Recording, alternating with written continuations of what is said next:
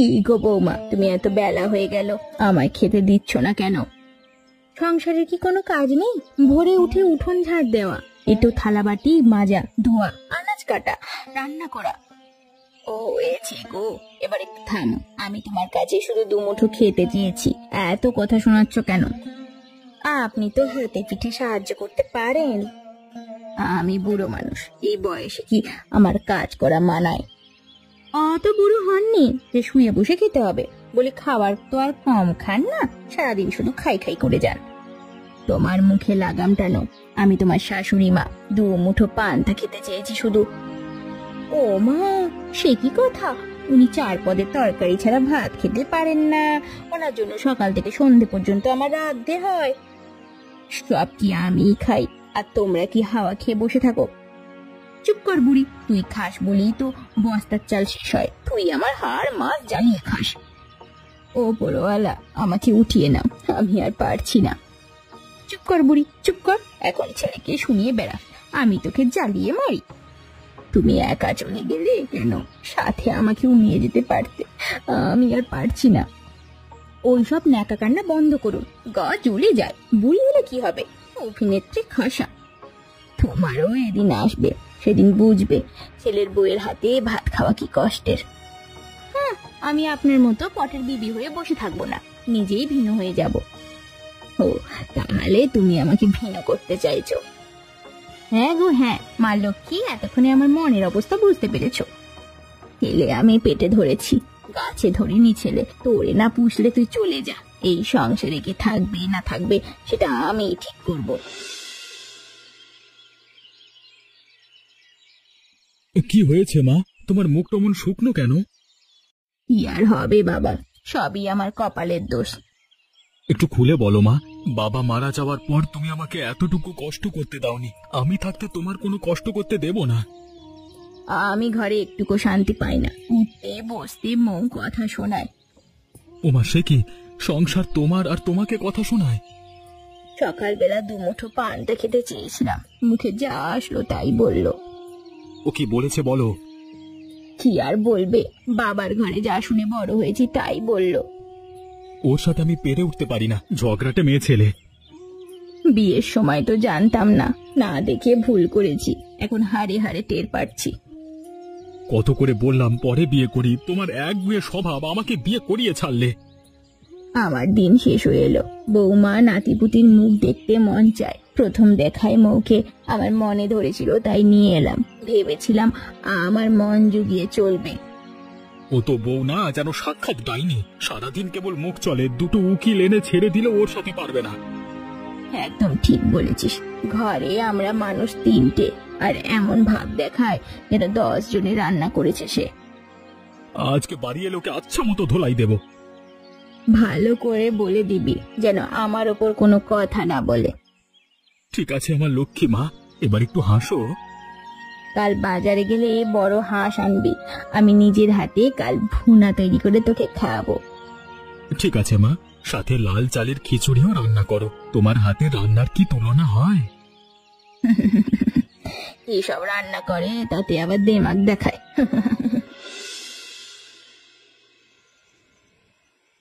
বউ, তোমাকে কত করে বলেছি আমার মার মুখে মুখে তর্ক করবে না। তোমার মা তো সারাদিন শুধু খাই খাই করে, এই খাদকের মুখে আমি কি দিয়ে ভরাবো? তোমার এত বড় সাহস, তুমি আমার মার খাবার হিসেব করো?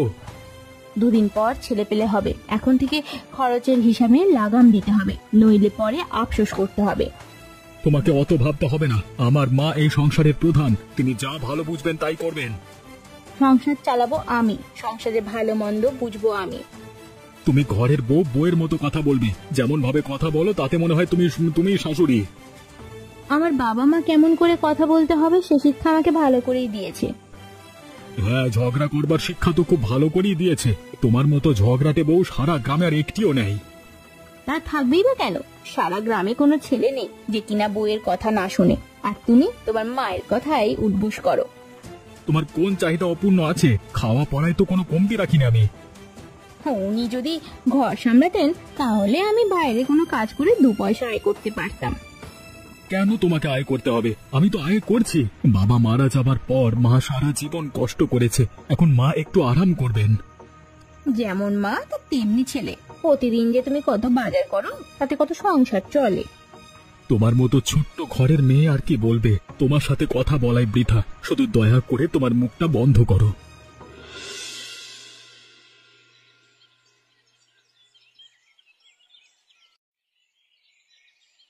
তুমি গগনের বউ মৌ না? ঠিক ধরেছেন কাকা। কেমন আছেন? ভালো আছি মা, কিন্তু তোমাদের বাড়িতে প্রতিদিন এত কিসের ঝগড়া? কি আর বলবো কাকা, সবই আমার কপাল। কেন, কপালের আবার কি দোষ হলো? একটু খুলে বলো তো মা। সংসারে সব দিন কি সমান যায়? আজ হয়তো ভালো ইনকাম, কাল নাও থাকতে পারে। তা তুমি বোঝাতে চাও মা? বুড়িটা সব খেয়ে সাবার করে। 4 পদের তরকারি না করলে ওনার ভোজই হয় না। যা ইনকাম করে প্রায় সবই খেয়ে ফেলে। তুমি গগনকে একটু বোঝাতে পারো না? প্রতিদিন 2 পদের তরকারি খেলেই তো হয়। যেমনই মা তা তেমনি ছেলে। ওরা শুধু খাওয়ার তালেই থাকে। এদের জীবনে একমাত্র লক্ষ্য কেবল খাওয়া আর খাওয়া। রাত রাত্রে আমার জীবনটা শেষ হয়ে গেল। তোমার কষ্ট আমি বুঝতে পারছি মা, কি আর করবে, মানিয়ে নাও। পরের ঘরের মেয়েদের মানিয়ে নিতে হয়। বাবাও নেই যে চলে যাব। বুড়িটা তো জমের খুঁটি, সারাদিন পড়ে পড়ে ঘুমোবে আর উঠে রাজভোগ গ্রাস করবে। না, এমনটি তো খুব খারাপ। সংসারের একজন খেটে মরবে আর অন্যজন কেবল খাবে আর ঘুমাবে। আপনি গগনকে বোঝান, ও যেন আমাকে একটু বোঝে। তা না হলে এখানে টেকাই দায় হয়ে যাবে। মা, তুমি আর কেঁদো না, আমি ওকে বোঝাবো। তোমাদের ভবিষ্যৎ আছে, আর তোমার শাশুড়ি মায়ের কি আক্কেল। আমি যে আপনাকে এসব বলেছি, ও যাতে না বুঝতে পারে। ঠিক আছে মা, এবার আমি যাই।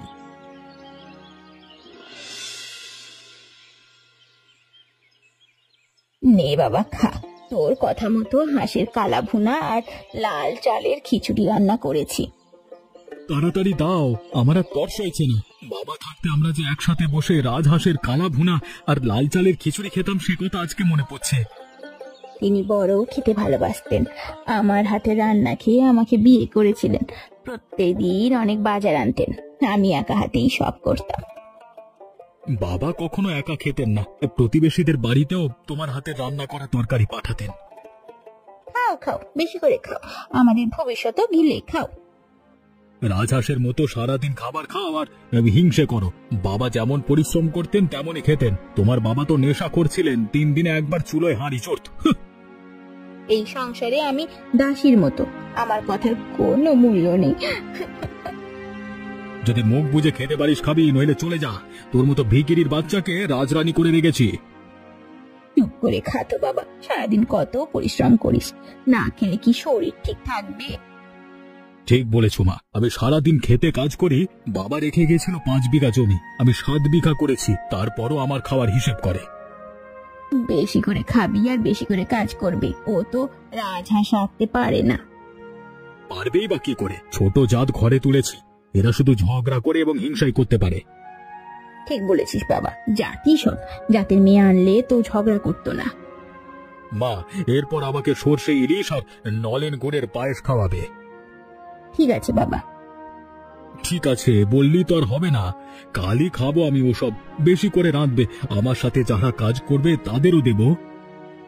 আমি রাঁধবো এখন থেকে তোর পছন্দের খাবার। বউ হচ্ছে পরের মেয়ে, থাকলে থাকবে, না থাকলে না থাকবে। আমরা দুজনই সংসারের সব, বউ হচ্ছে আগাছা। ওভাবে বলতে নেই বাবা, পাগলি হয়তো এখন সংসার সামলাতে পারছে না, একদিন দেখবি একাই সব সামলাবে।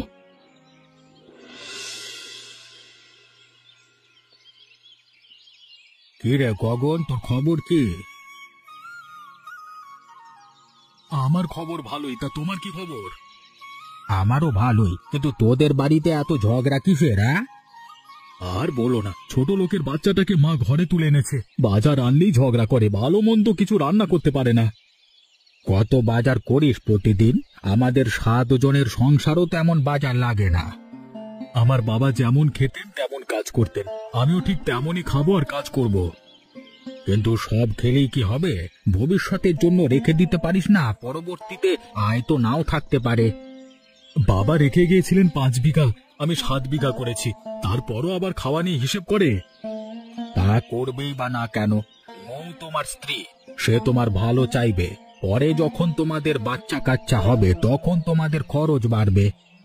বাবা মারা যাওয়ার পর মা আমাকে সংগ্রাম করে মানুষ করেছেন, আমি মাকে এখন কোনো কাজ করে দেব না। তোমার মা যেমন তোমার জন্য সংগ্রাম করেছেন, তোমাদেরও অনাগত সন্তানদের জন্য সংগ্রাম করতে হবে। এভাবে ভেবে দেখেনি তো? ভেবে দেখনি, দেখবে তোমাদের অনাগত সন্তানের জন্য তুমি ও মৌ একসাথে সংগ্রাম করবে।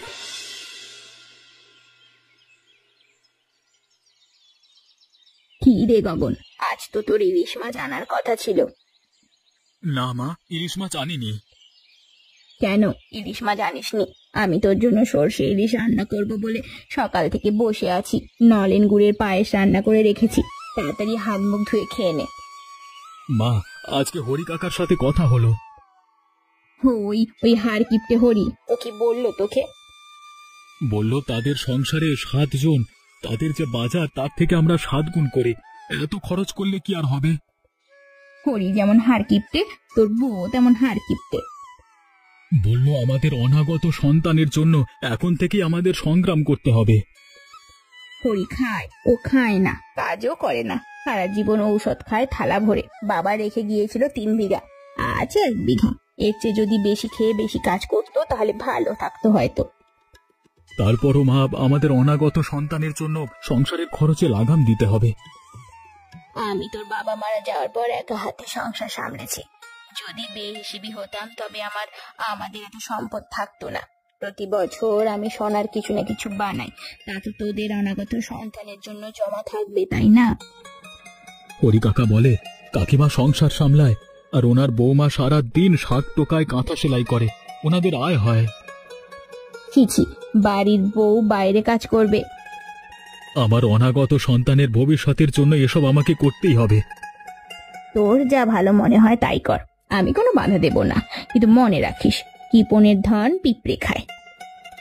না, তোমার আশীর্বাদ থাকলে আমাদের সন্তানই খাবে। আমি তোকে 7 পদের তরকারি দিয়ে ভাত খাইয়েছি। তোর বাবা মারা গেছে বলে তোকে কোনোদিনও এতটুকু কষ্ট করতে দিইনি, আর তোর সন্তানের ভবিষ্যতের জন্য আমি কি ভাববো না? মা, তুমি দুঃখ করো না, হয়তো আমার রোজগার এর পরে এমন নাও থাকতে পারে। কাকিমাকে দেখি এখন কেবল শাক টোকাতে। তোমার বৌমা কি করে? সে তো নবাব নন্দিনী, সারাদিন পড়ে পড়ে ঘুমায়। তোমার ছেলে কিছু বলে না? ছোট দাঁতের মেয়ে ঘরে তুলেছি, ছেলে আর কত কথা শোনাবে। ছেলেকে আমি 7 পদের তরকারি দিয়ে ভাত খাইয়েছি, আর এখন কচু পাতার ভর্তা দিয়ে ভাত খায়। এই জন্যই তো এখন গগন দাদাকে দেখি খেতে ঝিমোতে। আমার ছেলেটা কেমন শুকিয়ে যাচ্ছে, হরি ওর কান ভারী করেছে। কাকিমা, তুমি ভিন্ন হয়ে যাও, তাহলে দেখবি সব ঠিক হয়ে গেছে। কিন্তু গায়ের লোকে কি বলবে? গায়ের লোকে কি বলবে তার চেয়ে বরং তুমি ভিন্ন হয়ে গেলে মাছ মাংস রাঁধতে পারবে, এতে করে তোমার ছেলেও একটু আধটু খেতে পারবে। তা তুই মন্দ বলিসনি, আমি ভিন্ন হয়ে হাঁস মুরগি পালবো। তোমার সাথে আমাকে নিও, আমার পুঁজি নেই, কিন্তু খাটতে পারবো। তুমি হাঁস মুরগি বিক্রি করে যা লাভ করবে তা থেকে সামান্য দিও। তোকে সামান্য কেন, আমার টাকা তোর মেহনতে যা লাভ হবে সমান সমান পাবি। কাকিমা, তুমি অনেক ভালো, তাহলে আমিও মাঝে মাঝে মাছ মাংস ডিম খেতে পারবো।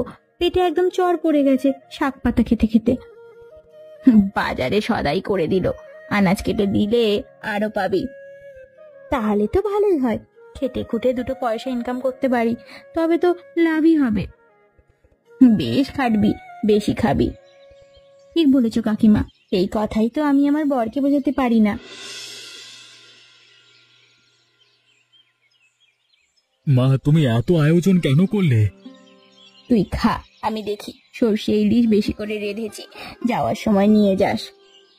মা, কেন এত কষ্ট করলে? আর কি দরকার সংসার ভাঙা?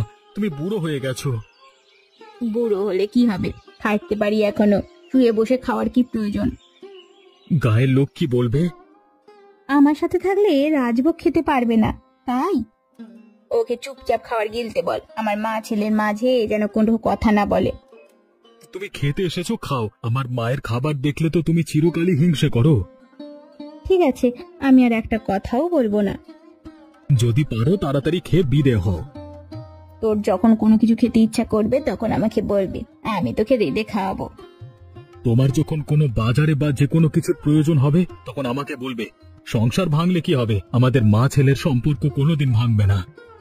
তুই আমার নারী ছেঁড়া ধন, তোকে কি কোনোদিনও পর করতে পারি? মা, এত হাঁস মুরগি দিয়ে কি করবে? ভাবছি সারাদিন শুয়ে বসে না থেকে এসব পারবো, দুটো পয়সা আয় হবে। এ বয়সে এসব কিভাবে সামলাবে? দোলাকে বলেছি আমাকে সাহায্য করতে। বৌদি কি রাজি হয়েছে? জাতের মেয়ে তো মুরগি বাদের কথা মান্য করে, যেই বললাম সেই রাজি হয়ে গেল। সেই তো খুব ভালো, বিনা পয়সায় তো ডিম মাংস খাওয়া যাবে। তুই যত খাবি তত বাড়বে। তোর বাবাও যেমন খেয়েছেন তেমন বিলিয়েছেন। হরি কাকা কিপ্টে ছিল, তাই বাবা রোজই কাকিমাকে ক্ষেতের সবজি দিতেন। হরি যেমন কিপ্টে তেমনি অলস। আমি কাজ করে দেখবে পরের বছর আরো 2 বিঘা জমি কিনবো। বছর ঘুরলেই বোঝা যাবে।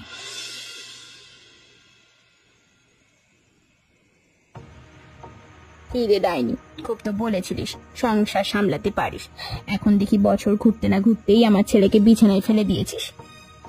আমি কি করব, ও তো ভিন্ন হওয়ার পরই খেতে যেত না, সারাদিন শুধু ঝিমতো। তুই তো আমার ছেলেকে খেতে দিসনি ঠিক মতো, সারাদিন শাক পাতা তুলতিস আর বাসি পান্তা খেতে দিতিস। আমিও তো তাই খেয়েছি, তাই বলে কি আমার কোনো অসুখ হয়েছে? তোর বাবা মা তোকে এইসব খাইয়ে মানুষ করেছে, আর আমি আমার ছেলেকে 7 পদ তরকারি দিয়ে ভাত রান্না করে খাইয়েছি। ছেলে মরে যাচ্ছে আর উনি ওনার খাই খাই করে যাচ্ছেন। চুপ কর মুখ পুরি, আমার ছেলে মরলে আমার কোল খালি হবে, তোর কি? তুই আবার বিয়ে করে বসবি? আমার বয়েই গেছে আমার অসুস্থ ছেলেকে ধরে বসে থাকতে। ডাক্তার বলেছে খুব জটিল রোগ হয়েছে, অপারেশন করতে হবে। তাহলে অপারেশন করাচ্ছিস না কেন? 30,000 টাকা লাগবে, কিন্তু এত টাকা কোথায় পাবো? এবছর তো খেতে কোনো ফসল ফলাতে পারেনি। তোর গয়না বিক্রি করে চিকিৎসা করা। আমার বয়ে গেছে আমার গয়না বিক্রি করে চিকিৎসা করাতে। তোমার ছেলে, তুমি যা পারো তাই করো। ছেলে অসুস্থ হলে মার কাছে দিয়ে যাবি, তুই তো বাসি পান্তা খাইয়ে রোগা বানিয়েছিস। এছাড়া তোর গায়ে তো প্রায় গয়না আমি দিয়েছি। হ্যাঁ, আমি কিছু বুঝি না, তোমার ছেলে তুমি অপারেশন করাবে। ঘরে কি আনলাম, আমার ছেলেকে খেয়ে ফেললো। ইস, গগনের কথা যদি শুনতাম, ওকে যদি পরে বিয়ে করাতাম। দেখো বুড়ি, তোমার ঘ্যানোর ভালো লাগছে না, আমি চলে যাচ্ছি, আমার ঘুম পাচ্ছে। ওর এই অবস্থায় তুই চলে যাচ্ছিস? মরে তো আর যায়নি, আর তুমি তো আছোই, সারা জীবন রাজভোগ খাইয়ে আর ছেলেকে খাওয়াও। দেখে নিস আমার ছেলেকে আমি ঠিক করব, 30,000 টাকা দিয়ে অপারেশন করাবোই। তোমার ছেলে ভালো হলে আমি আবার আসবো, ততদিনও তোমার কাছেই থাকুক।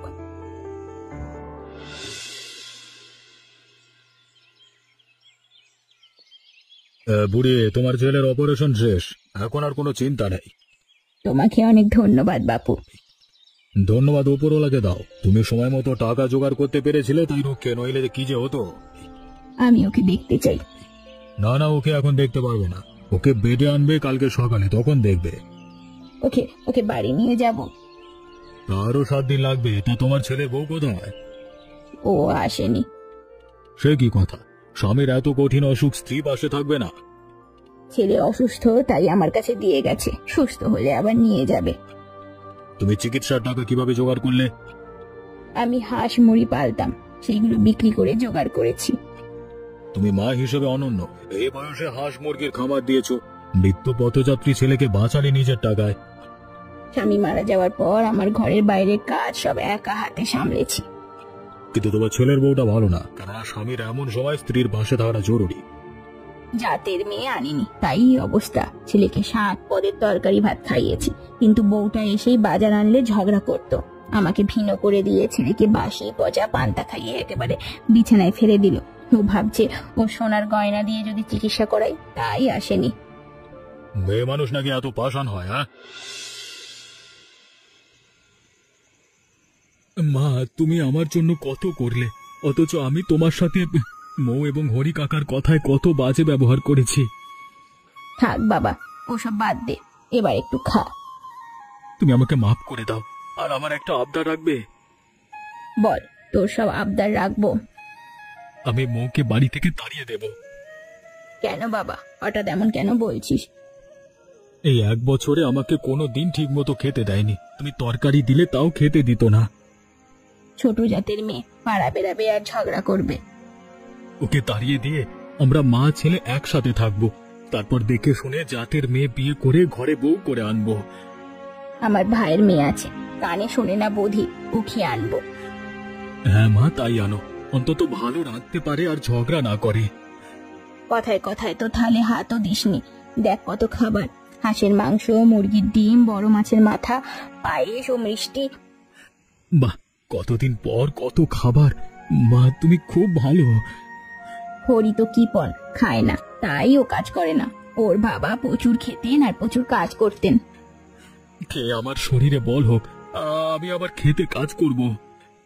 রোজ 1 গ্লাস করে দুধ খাবি, দেখবি তাড়াতাড়ি সুস্থ হয়ে যাবে। ভাঙা সংসারের শেষ ভোজে যেমন মা ছেলের দূরত্ব তৈরি হয়েছিল, তেমনি আজকে এই ভোজ দিয়ে আমাদের আবার দূরত্ব ঘুচল। মৌ, তুমি আমাদের বাড়ি ছেড়ে চলে যাও। কেন? আমি বাড়ি ছেড়ে কেন চলে যাব? তোমার চিকিৎসা আমার গয়না বিক্রি করে করিনি তাই? না, তুমি আমাদের মা ছেলের মাঝে দূরত্ব সৃষ্টি করছো। তোমার কারণে আমি বিছানায় পড়েছিলাম। সব বুঝতে পারছি, এই বুড়ি তোমার কান ভারী করেছে, তাই তুমি অমন কথা বলছো। মুখ সামলে কথা বলো, আর ছোট জাতের স্বভাবই তো মুখে মুখে তর্ক করা। না, আমি যাব না, এই বুড়িকে চলে যেতে বলো। এই মুহূর্তে চলে যাও, তোমার মতো ঝগড়াটে বইয়ের আমাদের আর কোনো দরকার নেই। আমাকে আরেকবার সুযোগ দেন মা, আমি সবার মন জয় করে নেব। যে আমার ছেলের পাতের খাবার কেড়ে নেয় তার কি প্রয়োজন? আমার বিপদে যে সাহায্য করেনি, সামান্য গয়নার চেয়ে যে যার কাছে স্বামীর মূল্য কম, তার কি প্রয়োজন? কথায় আছে না, জাতের মেয়ে কালো হলেও ভালো, নদীর পানি ঘোলাও ভালো। ঠিক আছে, আমি চলে যাচ্ছি। যাক, আপদ অবশেষে বিদায় হলো। আজ থেকে আমি এবং আমার মা একসাথে সুখে শান্তিতে বসবাস করব। আজ কি খাবি? আমাকে যত খাওয়াতে পারো, আপত্তি নেই। তো আজ তোকে না, গ্রামের আরো অনেককে খাবো। মনে রাখিস, বিলালে কমে না, বাড়ে।